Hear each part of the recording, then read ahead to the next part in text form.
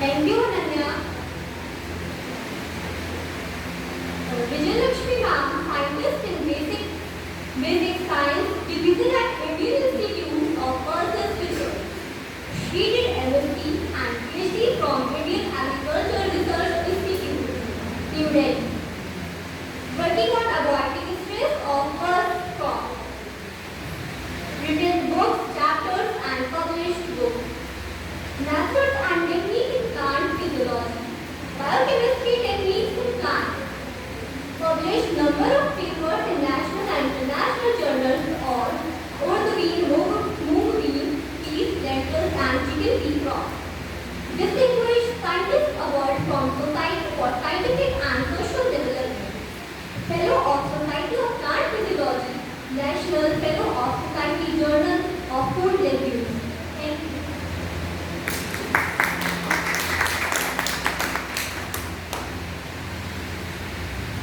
Thank you, Maria. अब मैं हमारी मैम से रिक्वेस्ट करूँगी कि प्लीज स्टेज पे आए हमें प्लीज मैम।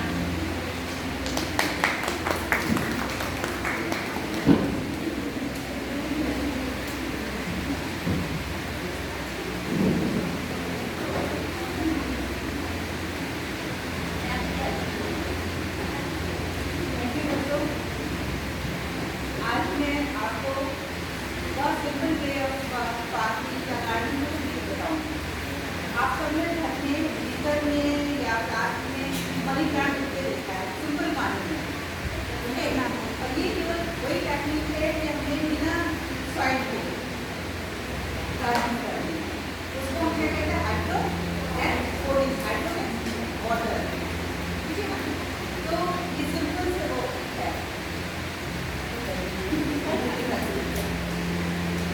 बच्चों यहाँ पे समझ में नहीं आया, बता रहे हैं, ठीक है। मिक्स है या फिर इंग्लिश में जा रही थी तो ये हिंदी में बता देंगे, ठीक है। तो पहले हमारे में प्लांट न्यूट्रिशन। न्यूट्रिशन आप सब जानते हो, आप भी खाना खाते हो, बचपन से लेके आप अभी तक अभी खा के इतने बड़े हुए हो। और भोजन हमको कहाँ से मिलता है, प्लांट से हमसे। जैसे हम भोजन करते हैं वैसे प्लांट भी भोजन करता है। तो प्लांट का भोजन को हम क्या कहते हैं, प्लांट न्यूट्रिशन। और जो प्लांट खाना बनाता है उसको हम, ठीक है। तो ये टॉपिक है सिंपल प्लांट न्यूट्रिशन की कितने प्रकार के न्यूट्रिएंट होते हैं। न्यूट्रिएंट मींस केमिकल्स जो प्लांट के लिए जरूरी है। तो ये है प्लांट न्यूट्रिशन प्लस एक टॉपिक हमारा प्लांट न्यूट्रिशन है, दूसरा टॉपिक हमारा हाइड्रोलॉजिक्स। तो नेक्स्ट स्लाइड। अगर हम देखेंगे तो हमारे प्लांट को करीब 19 प्रकार के न्यूट्रिएंट की जरूरत होती है।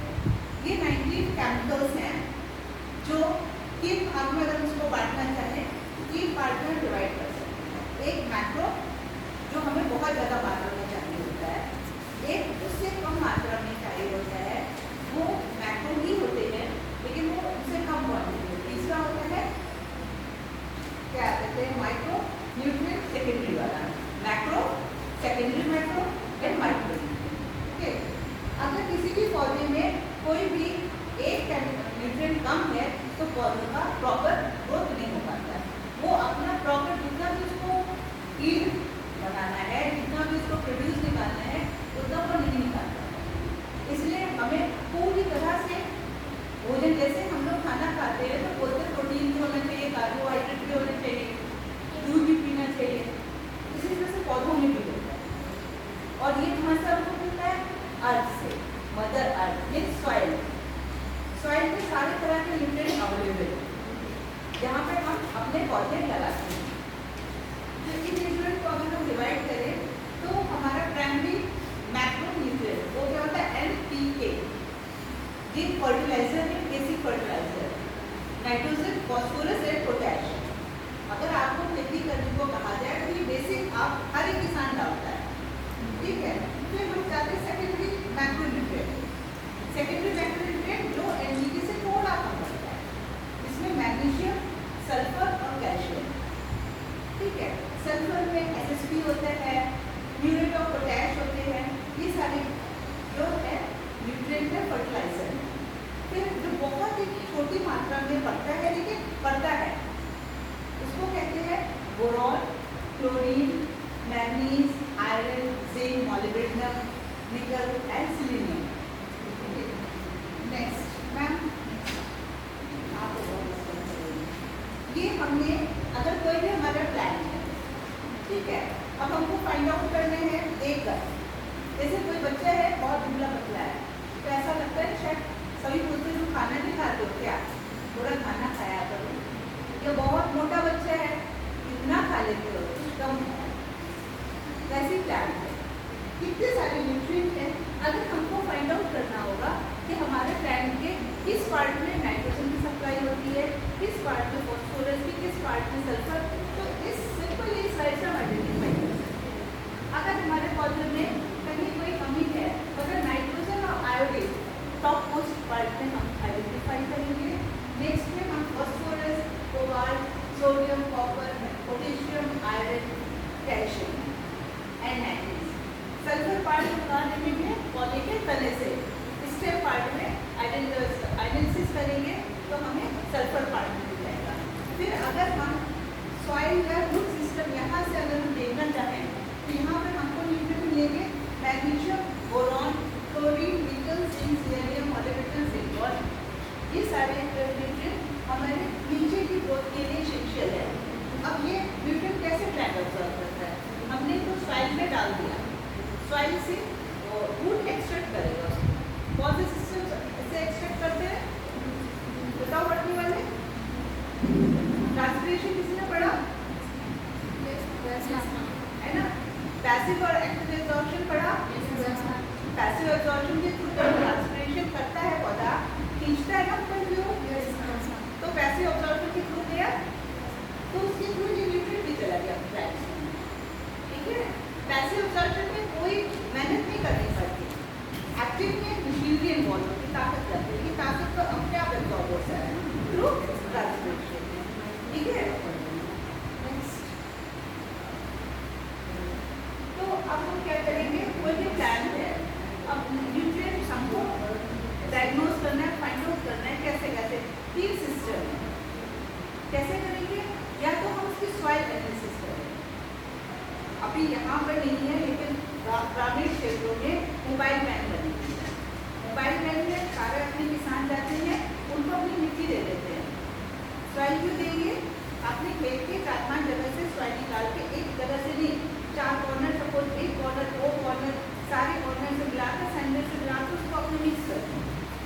मिक्स करके हम मोबाइल वैन को दे देंगे, वैन वाला उसको एनालाइज करेगा, एनालाइज करने के बाद बता देगा कि जैसे आपको कोई बीमारी होती है, हम क्या करते हैं, सबसे पहले ब्लड टेस्ट कराते हैं, डॉक्टर पास जाएंगे, पहले ब्लड टेस्ट कराओ, ब्लड टेस्ट करने से पता चल जाएगा कहाँ क्या प्रॉब्लम है। उसी तरह से ये जो सॉइल एनालिसिस है, सेम प्रोसेस है, उससे पता चल जाएगा कि हमारे पौधे में क्या प्रॉब्लम है। तो वो एक प्रोसीजर वो हो गया कि आपको अगर न्यूट्रिएंट का पता करना है तो आप कैसे पता करोगे, तो आप सॉइल एनालिसिस। सेकेंड क्या किया हमने, क्या कहते हैं, प्लांट एनालिसिस। सॉइल एनालिसिस हो गई, अब जो पौधा उस सॉइल में लगा है उसको लेकर आएंगे हम लैब में और उसमें फाइंड आउट करेंगे डिफरेंट प्रोसीजर है, जेल मेथड वगैरह है, उससे आइडेंटिफाई कर लेंगे कि इस पौधे की किस चीज़ की कमी है, किस न्यूट्रिएंट की कमी है। ठीक है, थर्ड वन है कि आपने विजुअली देख लिया कि इस मतलब जैसे हम लोग आपस में एक दूसरे को देखकर पहचानते हैं, वैसे प्लांट्स में भी हम पहचान जाएंगे कि हाँ इस पौधे में इस चीज़ की कमी है। ठीक है, तो वो हो गया। अब क्या करना है, the kind of deficiency symptom shows in a plant includes chlorosis. Chlorosis मतलब कौन बताएगा, क्लोरोसिस क्या होता है बेटा? येलोइंग ऑफ प्लांट, जब प्लांट पीला पड़ जाता है तो क्लोरोफिल की कमी होती है। क्लोरोसिस और क्लोरोफिल दोनों एक तरह से पैरेलल है ना, तो जिसमें क्लोरीन की कमी हुई उसको क्लोरोसिस हो गया है। ठीक है, प्लांट की कमी है। ठीक है, तो और नेक्रोसिस, नेक्रोसिस में प्लांट की पत्ती है साइड से जलने लगती है। अभी आप धूप में जाओगे, बहुत सारे पौधों की पत्ती जली हुई है, दैट इज कॉल्ड नेक्रोसिस। क्यों, धूप बहुत तेज चल रही है, पानी जो है एब्जॉर्ब नहीं हो पा रहा है, ट्रांसपायर नहीं हो पा रहा है, इसलिए पत्ती में नमी की कमी से वो पत्तियाँ जलने लगती है, वो नेक्रोसिस होगा।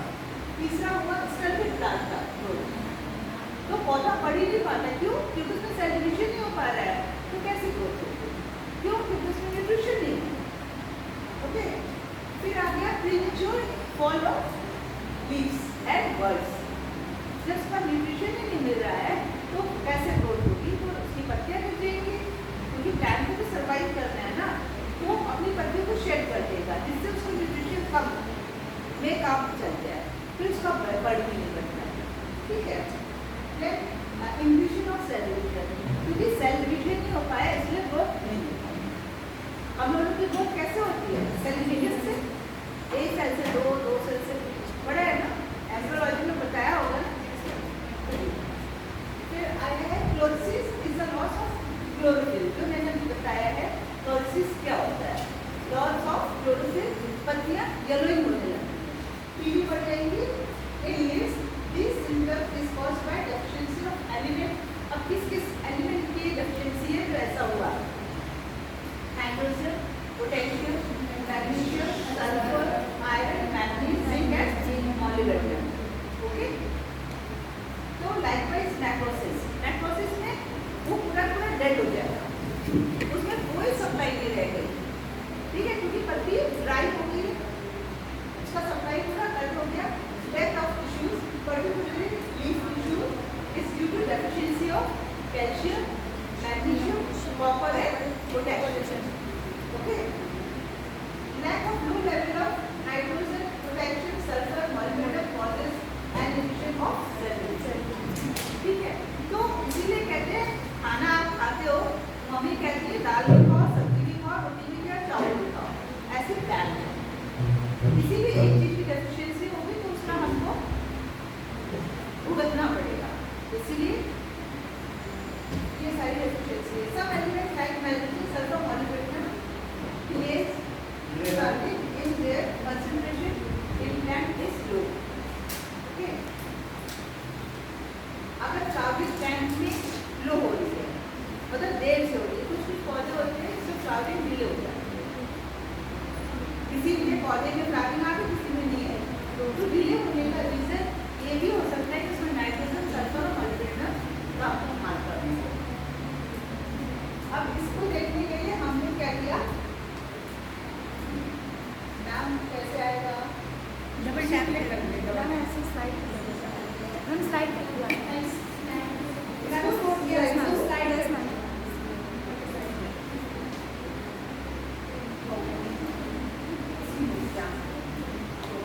ये बेटा सिंपल एक्सपेरिमेंट है, कोई भी कर सकता है, आप भी कर सकते हैं। ओके, इसमें हमने क्या देखा? पहला बीकर है, 6 बीकर दिख रहे हैं। पहला बीकर है, पहले में हमने केवल कह लिया डिस्टिल वाटर। डिस्टिल वाटर जानते हो? कौन नहीं जानता डिस्टिल वाटर? कोई नहीं जानता। इसमें मिनरल्स नहीं होते। एग्जैक्टली। अब जिसको नहीं आया समझ में आ गया कि इसमें कोई भी मिनरल नहीं है, जीरो मिनरल है। ठीक है, उसको डिस्टिल वाटर कहते हैं। तो हमने एक ही साइज का पौधा लिया था, उसको डिस्टिल वाटर में रखा। ठीक है, उसमें कोई मिनरल नहीं है, पहला वाला देख रहे हो। दूसरे वाले में नाइट्रोजन नहीं है और सब कुछ है। तीसरे में आयरन नहीं है, सारे मिनरल्स हैं। ओके, चौथे में मैग्नीशियम नहीं है और सारे मिनरल हैं। उसके बाद फॉस्फोरस और सबसे लास्ट वाले में पूरे न्यूट्रिएंट हैं, इसमें कोई कमी नहीं है। मतलब बड़े घर का रईस बच्चा, उसके पास कोई कमी नहीं है, सब कुछ जो मर्जी वो खाता है।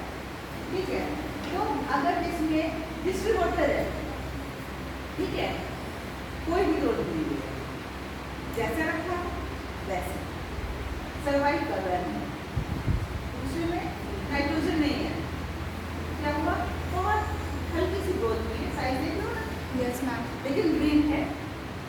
तीसरे में आयरन नहीं है, पत्ती क्या हुई? पीली पड़ने लगी। ओके, चौथी में मैग्नीशियम नहीं है। ठीक है, ग्रोथ तो बड़ी लेकिन पत्ती आपकी येलो है। फिर फॉस्फोरस नहीं है, ईट, शूट एंड रूट रखा, बहुत ही कमजोर है। लास्ट वाले में फुली हेल्दी ग्रोथ। ठीक,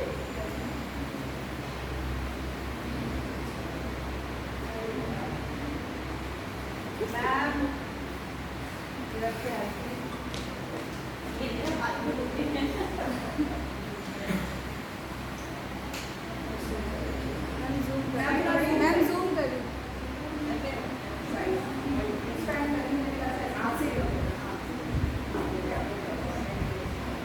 विधि एक चेयर नहीं हो गया अब हो गया हमने कर दिया आप लोगों को बैठिए तो ये है अब आप सोचो तो कितने सारे न्यूट्रिएंट है तो सब एक साथ इस्तेमाल हो जाते हैं नहीं ना इसमें बस एक ही खाना है जैसे हम एक साथ खाना खाएं सारा खाना एक साथ नहीं खा सकते ब्रेकफास्ट अलग करेंगे लंच अलग करेंगे डिनर अलग करेंगे ऐसे ही इसमें क्या किया है अगर पौधा है सीड है सीड जर्मिनेट करेगा जर्मिनेशन के लिए उसको जरूरत है आयरन जिंक और मैग्नीशियम की ठीक है जर्मिनेशन हो गया थोड़ा सा सीडलिंग बन गया देखा वो सीडलिंग कभी स्प्राउट बनाया है जस्ट लाइक स्प्राउट ओके फिर बन गया है अब कौन सा फेज रहेगा वेजिटेटिव ग्रोथ वेजिटेटिव ग्रोथ में हमको जरूरत होती है आयरन जिंक मैग्नीज कॉपर और बोरॉन ठीक है उसके बाद आएंगे flowering and production flowering and production में आयरन और बोरॉन की यूटिलाइजेशन फिर आता है मैच्योरिटी एंड सेनेसेंस सेनेसेंस में पौधा मैच्योर हो गया उसके बाद उसकी लाइफ साइकिल ओवर तो किस चीज में बात होगी copper copper molybdenum and boron तो ये हो गया आपका हाँ अब ये इस स्लाइड में ये सारी सब जितना भी मैंने बताया है सबकी समरी है ठीक है अगर एग्जाम में आता है मिनरल न्यूट्रिशन ये समरी याद कर लो उसके बाद कहानी बता दो ठीक है ना पूरी कहानी है कैसे कैसे उसके बीच में आप मेन मुद्दा ये है बीच बीच में अपने आप से जोड़ लो थोड़ा बहुत अगर क्लास में अटेंटिव रहे हो तो कर सकते हो फिर इसमें यही है सबसे पहले आपने बोरॉन और कैल्शियम सबसे upper part of the apical of the plant okay calcium और बोरॉन हो गया फिर आया सल्फर और आयरन सल्फर और आयरन की डेफिशिएंसी से ये सल्फर की डेफिशिएंसी है या आयरन की डेफिशिएंसी है सल्फर की डेफिशिएंसी से पत्ती तो भारी वो नीली है लेकिन आयरन की डेफिशिएंसी उसका मिड पत्तियों का मिड ग्रीन है rest of the leaves are yellow okay then come to manganese manganese में पूरी पत्ती येलो है उसमें लिक्विड चिकनियां दिखती हैं जो green is also green then come to copper copper में लीफ ड्रूप हो रही है डब हो रही है और मिड जो है येलो व्हाइट हो गया with yellow and green patches okay then come to zinc zinc में ये दिस वन द जिंक वाला इसमें ब्राउनिंग है that is a necrosis necrosis means कभी पत्तों में आपने देखा ब्राउन कलर के छोटे-छोटे पैचेस है नेक्रोसिस रोड साइड बहुत सारे प्लांट होते हैं उसमें ऐसा दिखाई देगा ठीक है उसके बाद मॉलिब्डेनम में पूरी लीफ मरने लगती है with brown and white nutrient and brown patches फिर magnesium painless from the edge of the leaves ठीक and no spots as it have cup shaped folds then come to potassium की अगर कमी होगी तो पत्ती की जो एपिकल होता है वो पूरा ड्राई होगा बर्निंग स्टार्ट ठीक come to phosphorus tank short होगा डार्क होगा इस टाइप की पत्तियां होंगी नाइट्रोजन तो मेन है आयरन और नाइट्रोजन ऑलमोस्ट पैरेलल जब भी कम होगा तभी पत्तियां येलो होगी तो ये है समरी ओवरऑल न्यूट्रिशन अब एक और एक्सपेरिमेंट है इसमें भी आपको अगर आपने जगह से ध्यान दिया होगा तो पूरा न्यूट्रिशन तैयार तो एक बार पढ़ोगे एग्जाम में दे दोगे देखो ये नाइट्रोजन डेफिशिएंट प्लांट है पहला वाला येलो है ना पत्ती दूसरे में फॉस्फोरस डेफिशिएंट है फिर पोटेशियम में बर्निंग निकला है नेक्रोसिस है फिर मैग्नीशियम में वाइट पैचेस कैल्शियम बिल्डिंग है विद ब्राउन वाला देन ये जिंक का तो पूरा जली गया ठीक आयरन में देखो ये मिड है ना मिड ब्रांचेस है वहाँ पर येलोनेस देन मॉलिब्डेनम इसमें देखो ब्राउन पैचेस नजर आ रहा है ओके मैग्नीज एंड क्लोरीन में कोई होती नहीं होगी ठीक अब हम आगे हैं इसमें हाइड्रोपोनिक्स मतलब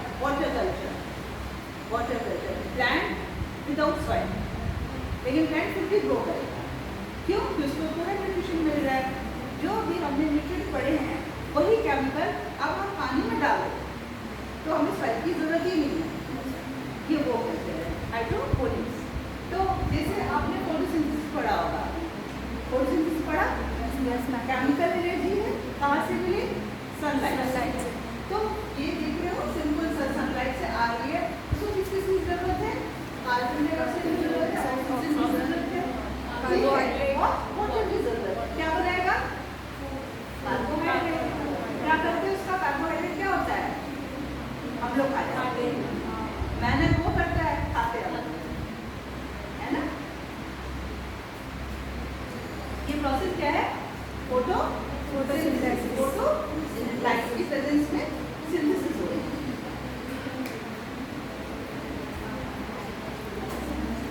अब ये हाइड्रोपोनिक्स है, ठीक है। अब जिस तरह से सॉइल में हम प्लांट लगाते हैं तो 2-3 चीज़ें जरूरत होती है जो अपने फोटोसिंथेसिस में पढ़ा। क्या क्या था? सनलाइट था, वाटर था, ठीक है, CO2 था और ऑक्सीजन था, ठीक है। ऐसे हाइड्रोपोनिक्स के लिए भी हमें बेसिक चीज़ों की ज़रूरत पड़ती है। वो चीज़ें हैं टेम्परेचर, फिर सनलाइट और लाइट एक पर्टिकुलर टेम्परेचर की लाइट, वाटर जो बेस है, oxygen, nutrient and support. Support किस मीडियम, किस मीडियम में हम ग्रो करेंगे, दैट इज कॉल्ड सपोर्ट। ये major difference in hydroponic system are the way in which plant receive support and the method in which nutrients are made available। मतलब different support, different तरह से nutrient हम plant को दे रहे हैं। कई तरह की विधियाँ है, एक एक्टिव होती है, एक पैसिव होती है। एक्टिव में ऑटोमेटिक होता है सब कुछ, पैसिव में किसी मोटराइज किसी तरह से हम प्लांट तक पहुँचाते हैं। दो अब ये बनाने को अब वो लोगों की मैम आपने बता दिया आप घर में हाइड्रोपोनिक बनाना चाहें तो कैसे बनाना, ठीक है, क्योंकि आप बना सकते हो, सब कुछ पॉसिबल है जिंदगी में। अब मेरे को पीपीएम बताओ, पीपीएम सॉल्यूशन कैसे बनेगा? कोई बताएगा पीपीएम होता क्या है?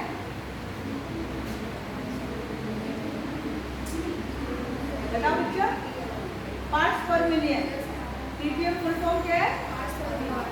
उधर नहीं बोल रहा है कोई? आपको मेरी आवाज नहीं आ रही? पीपीएम क्या है? फुल फॉर्म बताओ बेटा। पार्ट्स पर मिलियन। पर मिलियन में 1000, ठीक है। उसमें 1 mg लिक्विड में है तो 1 ml डिजोल्व करेंगे तो बन जाएगा हमारा 1 ppm। ओके, तो मैंने आपको पीपीएम बता दिया। अब आपको सोल्यूशन बनाना है, ठीक।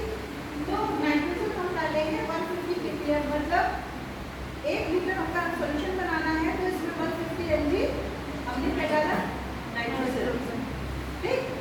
फॉस्फोरस डाला 31 ppm, potassium 210, calcium 90, magnesium 34, iron 1 ppm। ये माइक्रोन्यूट्रिएंट है इसलिए बहुत छोटी मात्रा में है, ओके। और manganese 0.25, zinc 0.13, copper 0.23 and boron 0.16, molybdenum 0.024। इन सबको डिसॉल्व कर दोगे, आपका तैयार हो गया। क्या तैयार हुआ? हाइड्रोपोनिक सॉल्यूशन, ठीक है। इसमें आप बिना सॉइल के प्लांट ग्रो कर दोगे और लोग कर रहे हैं, ठीक है। फॉरेन कंट्री में सब हो रहा है। अपने आप मशरूम कल्टीवेशन वो भी मॉइस्चर में ही होता है। एक तरह से वो भी आपका हाइड्रोपोनिक्स ही है, लेकिन 100% नहीं है, उसमें मीडिया है, ठीक है।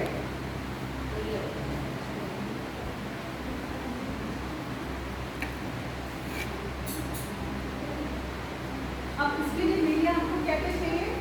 मीडिया चाहिए perlite, gravel, sand, mineral food, expanded clay, pebbles और कोकोनट। गेहूं का वो कोकोनट का वो होता है ना गादा टाइप, वो भी मीडिया बना देंगे। उसमें हम न्यूट्रिएंट डाल देंगे। मीडिया की क्या रिक्वायरमेंट है? क्योंकि वो ज़्यादा देर तक मॉइस्ट रखेगा उसको, इसलिए।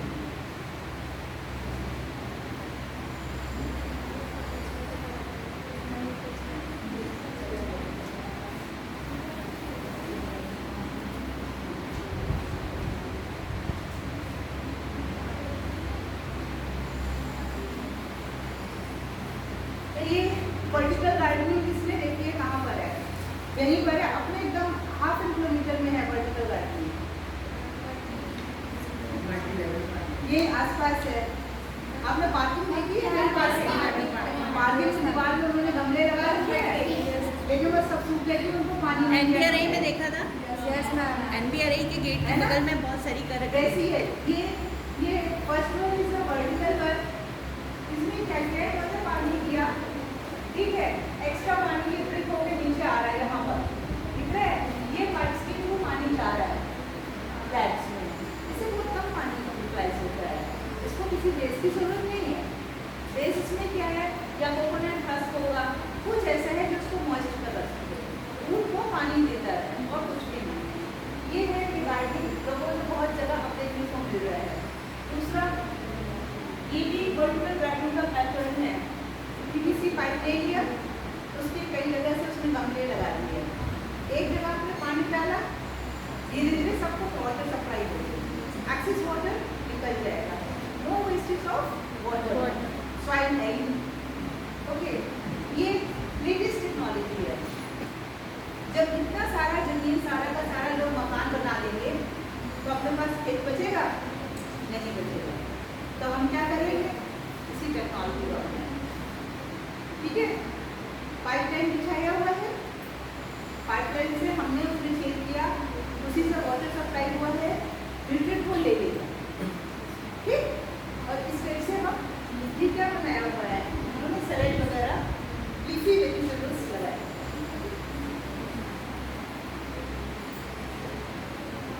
अब हाइड्रोपोनिक्स ग्रीक वर्ड है, इसमें दो वर्ड का है, एक हाइड्रो है, दूसरा ponics. Hydro means water, ponics means labour, जिसमें कम से कम लेबर है, ठीक है। ये टेक्नोलॉजी है। अब इसमें आपको दिखाया हुआ है hydroponics circulate plant with their roots in the medium other than soil. Soil के अलावा जो दूसरा मीडियम है उसमें हम ये बहुत पुरानी टेक्नोलॉजी है, करीब 300 साल पहले हाइड्रोपोनिक्स, आज की नहीं है, अवेयरनेस कम है, ठीक। अब कितने टाइप के हाइड्रोपोनिक्स होते हैं, ठीक। ऊपर वाला जो है वो पैसिव है, पैसिव मीन्स ऑटोमेटिक, उसमें कोई मोटर नहीं लगती है, अपने आप होगा, कैपिलरी एक्शन, ठीक है, बड़ा होगा, कैपिलरी एक्शन के थ्रू होता है। और दूसरा वाला मोटराइज्ड है, इसमें मोटर वो अपने एक्वेरियम की मोटर लगती है ना, वाटर सप्लाई या वाटर फ्लो के लिए, उस मोटर से होगा। ये प्रैक्टिकली का है, इन्होंने क्या किया, पॉट लगाया, जब तक पॉट छोटा था, प्लांट छोटा था, तब तक पानी का सोल्यूशन यहाँ तक था, ठीक।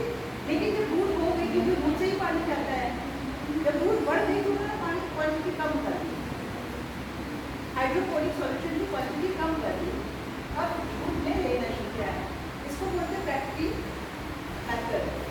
नेक्स्ट वाला हीटिंग। हीटिंग में क्या किया कि ये यहाँ से लगे हुए हैं, और ये जो है ट्रांसप्लेंट कैपिलरी एक्शन के थ्रू पानी ऊपर ले जाएगी, ठीक। प्लांट को पानी मिल रहा है through capillary action, rest of the water अंदर नीचे आ जाएगा, जब डाउन हो जाएगा, इस पॉट में कलेक्ट हो जाएगा। ओके बेटे, थर्ड वन है डीप कल्चर। डीप कल्चर से क्या किया इन्होंने, विक तो लगा ही हुआ है, पानी पहले ऊपर तक भरा हुआ था, लेकिन जब रूट की ग्रोथ हो गई है तो उन्होंने रूट जहाँ तक टच कर रहा है बस वहीं लिया है, और जो एक्सेस वाटर है वो ड्रिप डाउन हो जाएगा, पानी जो है विक के थ्रू ऊपर जाएगा कैपिलरी एक्शन से, जहाँ रिक्वायरमेंट वहाँ जाएगा, रेस्ट को सारा को पानी मिल जाएगा। अब आ जाएंगे हम पैसिव ट्रांसपोर्ट, ये हमारा पैसिव ट्रांसपोर्ट है। नंबर 1 है न्यूट्रिएंट फिल्म ट्रांसफर। इसमें क्या किया है इन्होंने, ये रैप सा बना रखा है ढलान, तो हमने यहाँ से वाटर पंप के थ्रू पानी डाला, यहाँ हमारे प्लांट लगे हुए हैं, पानी डाला, पानी यहाँ से गिर रहा है, पानी प्लांट पे पहुँच के फालतू का पानी नीचे आ गया, ठीक है। ये पंप लगा हुआ है, एयर पानी में ऑक्सीजन एयर के थ्रू हम मिक्स कर रहे हैं जो हमारे प्लांट को जरूरत है, तो एक्सेस वाटर हमारा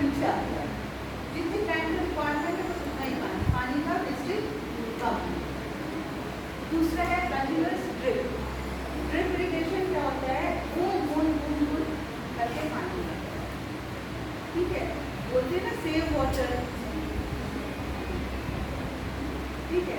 तो ड्रॉप इरिगेशन है, इन्होंने क्या किया, पर्टिकुलर पाइप लगा दिया, उसमें छेद कर दिया, यहाँ से पंप के थ्रू पानी या पाइप में पानी आ गया, लेकिन छेद के थ्रू प्लांट में पड़ा, तो गमले लगे हुए हैं, उसमें बूंद बूंद बूंद करके पानी, जब हमने देखा हमारे गमले ठीक वेट हो गए, हमने बंद कर दिया। जब उनको जरूरत हुई तो फिर हमने ऑन कर दिया। ये है हमारा drip irrigation system.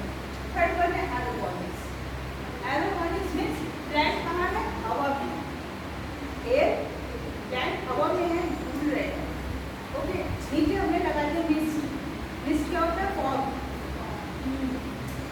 Fog means बहुत छोटे छोटे ड्रॉपलेट्स, उसके नीचे में जब हमको लगा कि लूप ड्राई हो रही है, हमने फॉग चला दिया। प्लांट को कितना पानी की जरूरत है उसको ले ली, एक्सेस वाटर हमारा पॉन्ड में फिर कर स्प्रे, स्प्रे ही समझो, लेकिन अब बार बार कैसे स्प्रे फॉग सब बहुत छोटी छोटी बूंद होती है, दैट इज कॉल्ड फॉग। करेंगे तो स्प्रे, ओके।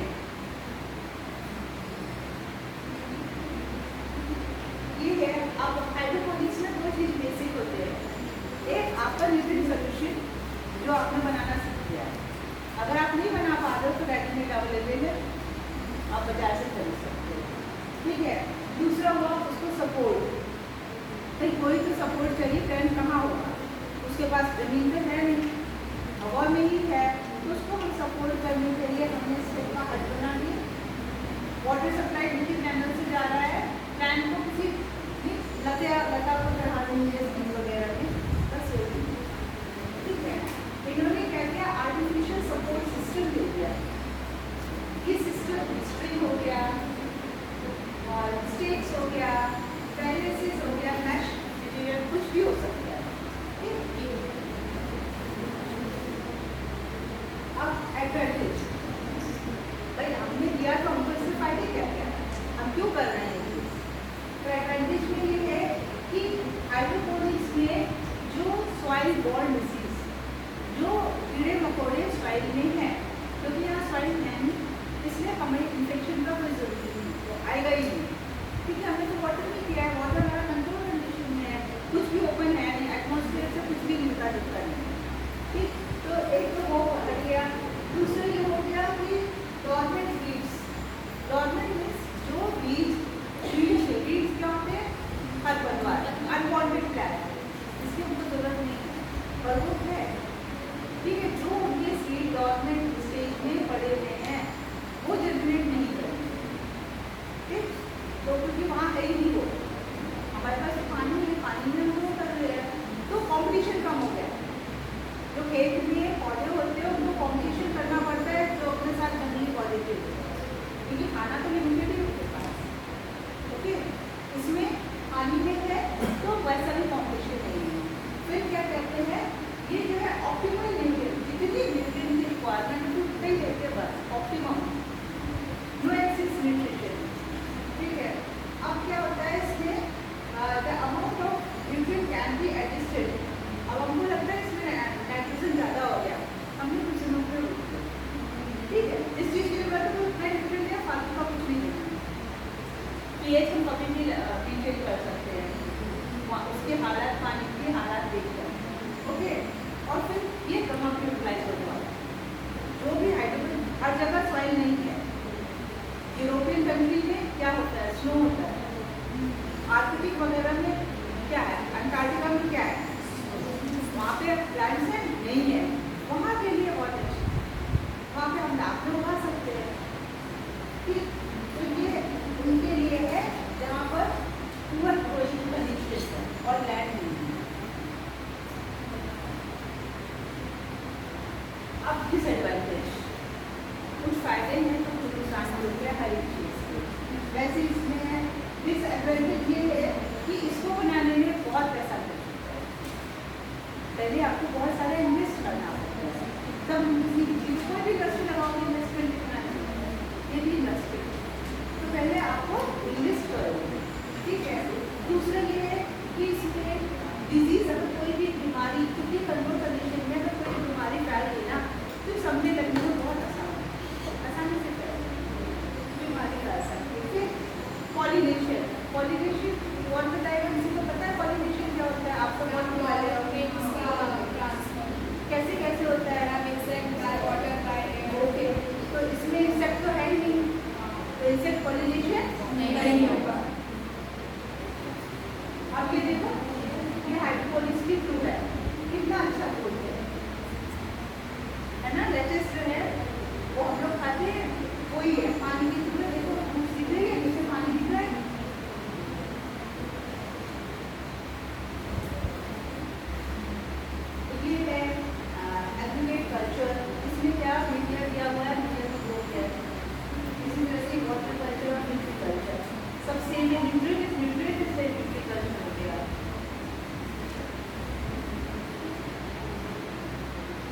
लो कितना बढ़िया उनका सेटअप है। इसराइल वगैरह में यही हो रहा है। अब सोचो कितना इन्वेस्टमेंट होगा।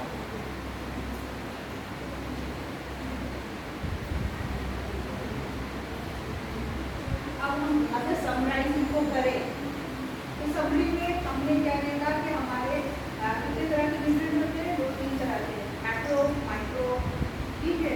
और किसी भी प्लांट वगैरह को करने के लिए क्या क्या जरूरत है, सफाई की जरूरत होती है, और एक बेस मीडिया, वाटर, इन सब की जरूरत होती है। बस वही समराइज किया है और कुछ नहीं है। और इस तरह से नाइट्रोजन का कहाँ इस्तेमाल होता है, nitrogen for the production of living food and British cancers, ठीक है। Phosphorus for the development plants, food and health. फिर आ गया potassium for photosynthesis, potassium is very much important. Then micronutrient boron for cell wall stability, cell wall को strong बनाएगा।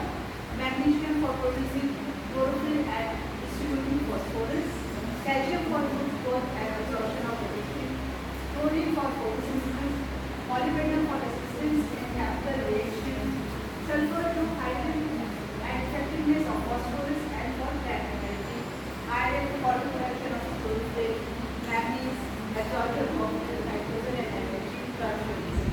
Then come to chemical. Babylon सुना? सुना? Babylon सुना? Word सुना?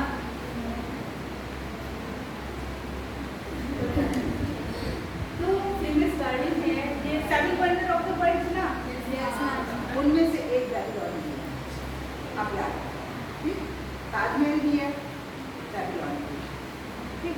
तो बेबीलोन में बहुत पहले हाइड्रोपोनिक सिस्टम से इन्होंने हैंगिंग गार्डन बनाया, मिस्र को जाते हैं, बहुत बड़ा गार्डन, जो 600 BC की है। वहाँ पे राजा ने इसको बनाया। वहाँ पे रिवर है यूफ्रेट्स, वहाँ से इन्होंने पानी लिया और इन्होंने अपना खुद का सिस्टम बनाया जो कि हाइड्रोपोनिक्स का है।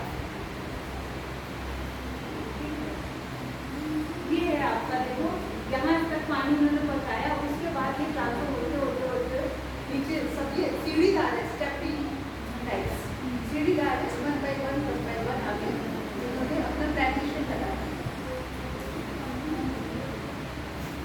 अब टेक्नोलॉजी क्या यूज की, 600 BC का है। इन्होंने इस तरह से पानी ये रोटेट करता था, यहाँ से पानी का फ्लो जा रहा है, यहाँ तक पहुँचा रहा है, दिख रहा है। रिवर से पानी लेके जाते थे ये इतने ऊंचे, और पानी इन्होंने अपने टैंक्स को दिया, तब जाके इन्होंने वेजिटेशन के इतने ऊंचाई तक पहुँचाया। यहाँ देख लो ह्यूमिडिटी कितनी है ना। इन्होंने सृष्टि किया, इन्होंने क्या, water was come from Euphrates river to the top of the garden and then filtered out eventually and it can the reservoir, और according to the description of pool, this one is a reservoir of pool. अब Pinampus, the floating island, मतलब वहाँ पे खेत जो है ना float कर रहा है, मास का मास खेत जो है ना फ्लोट कर रहा है इधर उधर, सारा का सारा हाइड्रोपोनिक्स है, ठीक है। अब ये यहाँ पर एस्ट्रिक था, ट्रेमेंडस single scientist engineer and designer, उन्होंने ये डेवलप किया living on the marshy hills of Lake Tenochtitlan in what is now Mexico. Mexico में इन्होंने डेवलप किया, devised sophisticated farming system built on artificial floating island. Okay, small patches थे, उसको बनाया उन्होंने as a floating island. देख रहे हो नाव से जा रहे हैं,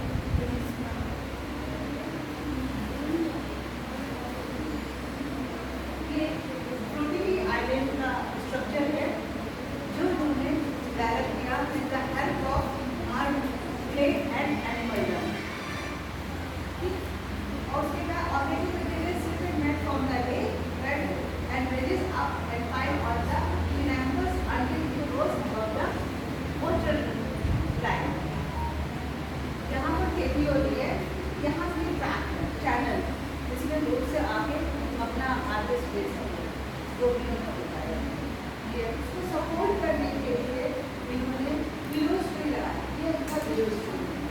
कॉर्नर प्रोटेक्ट करते हैं, यूज ठीक है।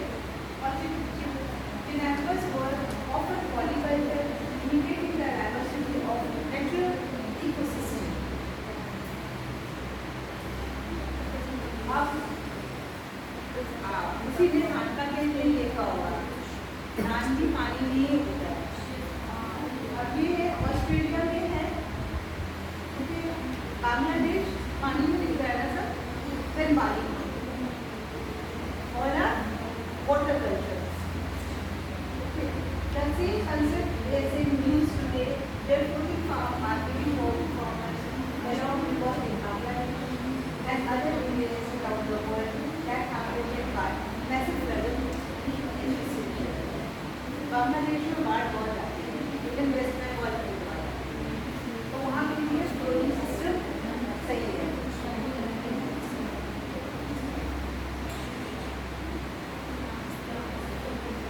ये लार्ज स्केल इंडस्ट्री लेवल का हाइड्रोपोनिक्स,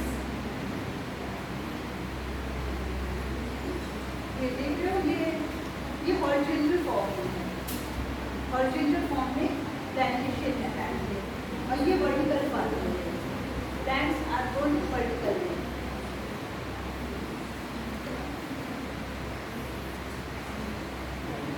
ये सारा का सारा वर्टिकल फार्मिंग है, और इसमें क्या किया है, जिस जगह पर shipping containers are being repurposed to create mobile local farms, ये फार्म्स मोबाइल हैं, शिप में जो बड़े बड़े शिप कंटेनर लेके जाता है उसके अंदर उन्होंने बनाया हुआ है। Allowed for produce to be grown in the area where is will consume where typical farm land में नॉट बी अवेलेबल।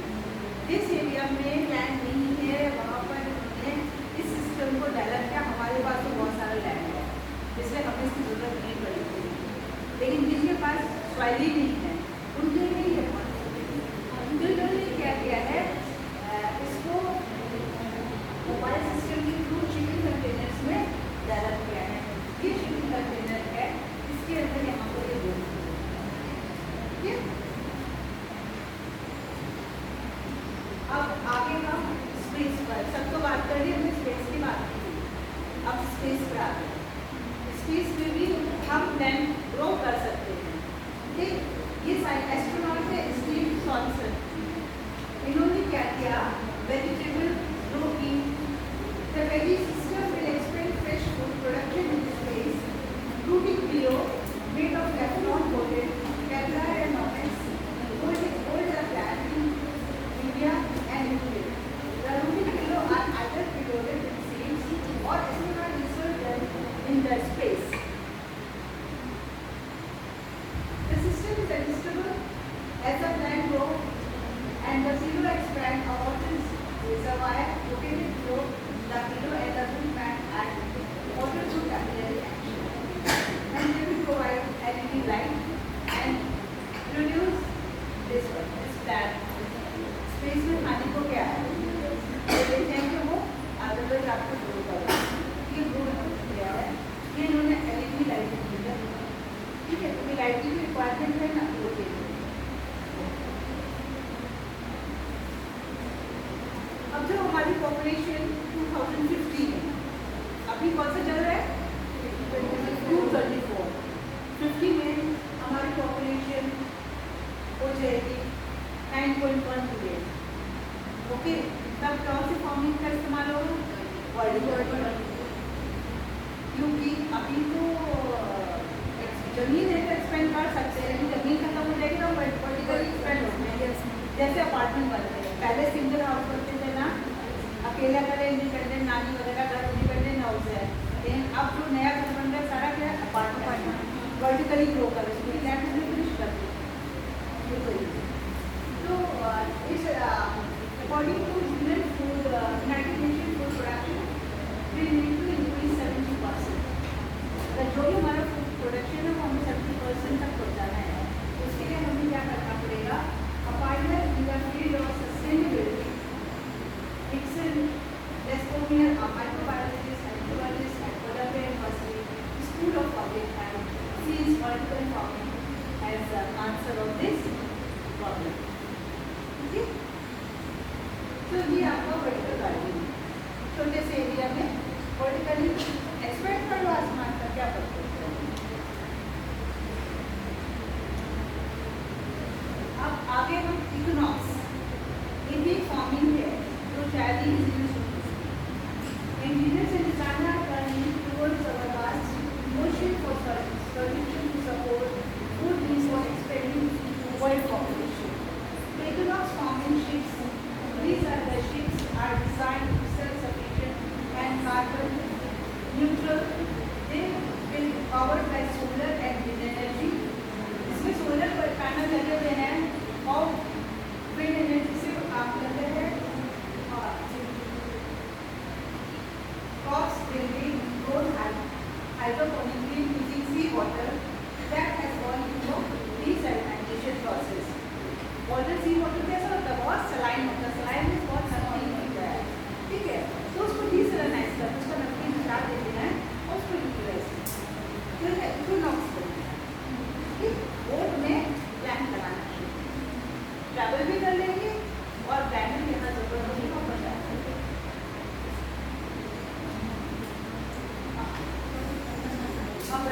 कौन से पौधे हम इसमें उगा सकते हैं? जैसे से केक है, लीफी वेजिटेबल्स हम इसमें उगा सकते हैं बड़े आराम से, ठीक है? और इसके लिए जरूरत होती है हाइड्रोपोनिक एरिया की जरूरत होती है और दूसरा उसको मेंटेनेंस की। अब हमने लैब बनाने तो उसको साफ सफाई मेंटेनेंस की जरूरत होती है। बस इस क्लास लाइफ के लिए और हो गया ना।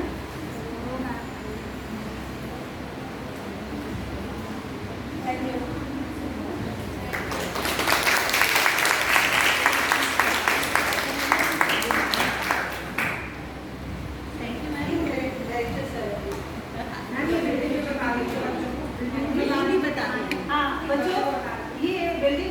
वेट कर रही है, आपको यहाँ आना है, आप आइए, हम आपको अपना लैब दिखाएंगे। हम क्या करते हैं बेसिकली वो मैंने आपको बताया नहीं कि हम क्या करते हैं। हम मतलब मैं प्लांट साइंटिस्ट है, हमारे यहाँ एक्सपीरियंस और एग्रीकल्चर साइंटिस्ट, उनका काम क्या होता है? जैसे हमारे यहाँ डॉक्टर्स होते हैं ना, तो एज स्पेशलिस्ट होता है, कोई कार्डियोलॉजिस्ट होता है, कोई बच्चों को होता है, वैसे प्लांट में वैसे साइंटिस्ट होते हैं, अलग अलग फील्ड का स्पेशलाइजेशन होता है। मैं प्लांट फिजियोलॉजिस्ट हूँ, ओके? तो इसी तरह से साइंटिस्ट है, वहाँ पर सब अपना काम करते हैं। हमारे यहाँ केवल दालों पर शोध होता है, शोध में रिसर्च होती है। और उस दाल जो आप लोग डेली खाते हो, दाल में क्या पाया जाता है? प्रोटीन। तो दाल इसलिए हमारी लाइफ के लिए बहुत इम्पोर्टेंट है। जो नॉन वेजिटेरियन है उनको प्रोटीन मीट से मिल जाता है, लेकिन जो वेजिटेरियन है उनको प्रोटीन किससे मिलेगा? दाल से। इसलिए आप लोग डेली डाइट में दाल जरूर खाइए। दूसरी दाल का एक और इम्पोर्टेंस है कि दाल हम सॉइल में क्यों ग्रो करते हैं? अगर हमारा फसल चक्र होता है, मतलब कि किसी भी क्रॉप की लाइफ साइकिल में एक बार, एक साल में एक बार हमें दाल जरूर लगानी चाहिए। अब मुझे नहीं क्यों लगानी चाहिए? मुझे क्यों लगानी चाहिए? इसलिए लगानी चाहिए कि दाल को अगर उखाड़ोगे उसकी जड़ में गांठें होती हैं, काटोगे उसको तोड़ोगे ना तो उसमें रेड कलर का और उसमें ब्लैक हीमोग्लोबिन पाया जाता है, ठीक? उसमें नाइट्रोजन को एब्जॉर्ब करती है, कहाँ से? एटमॉस्फेयर से, उसमें स्टोर करती है। फसल कट जाती है लेकिन वो नाइट्रोजन उसमें नहीं रहता है, तो हमें आर्टिफिशियल नाइट्रोजन नहीं डालना पड़ता है। इसलिए दाल लगाने के बाद आप कोई और फसल लगाओगे तो बहुत अच्छा होगा। हमारे यहाँ बस यही काम होता है, उसको हम बायोटेक्नोलॉजी फॉर्म में भी करते हैं और उसके कीड़ों के लिए भी रोकथाम में करते हैं। हर तरह से हम कैसे पौधों की ग्रोथ बढ़ाएं ये। तो आप सबका हम इंतजार करेंगे, आप सारे बच्चे आओ, देखो और ज़िंदगी में क्या बनना है सोचो। क्या किसी ने क्या सोचा क्या बनना है? कुछ नहीं, शादी करके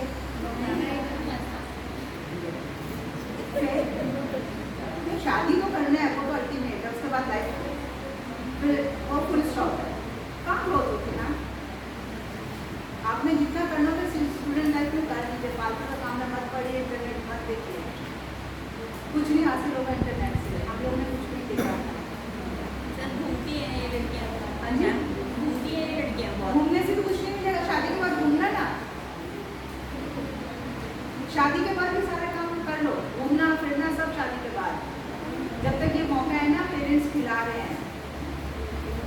तब तो चल पढ़ाई पे ध्यान दो। अभी सारे स्कोप पे ग्रेजुएशन